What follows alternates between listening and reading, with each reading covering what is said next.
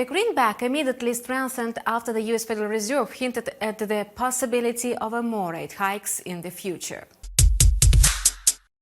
At the same time, the European Central Bank will likely announce an increase in interest rates today.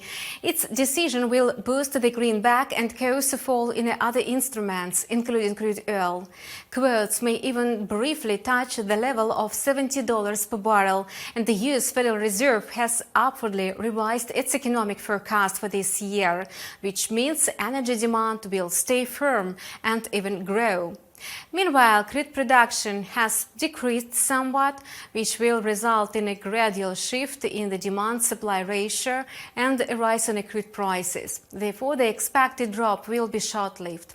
The price of the Brent benchmark is still moving down near the lower level of the sideways range, where buyers stepped in to stop the downward movement. Traders are still betting on a rebound to around $78 per barrel, which is the upper limit of the sideways range. However, should quotes fall below the level of $70 per barrel, it would indicate a possible resumption of the downtrend.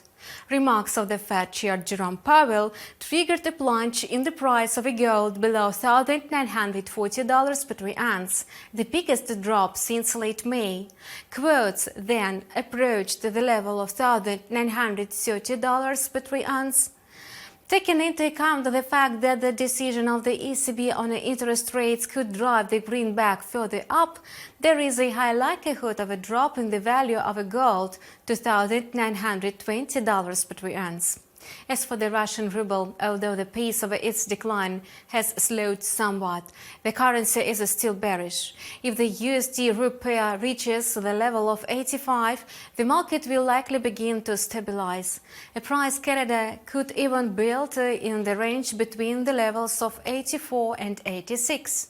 The Bank of Russia and the Minfin have nothing against such a situation. They are now concerned about the abrupt shrinking of the balance of payment surplus. Anyway, we may see the Russian ruble rise as early as July 21st, when the Bank of Russia holds a board meeting. That's all for now. We continue to follow developments in the financial markets. Subscribe to our channel and follow news with us. See you soon.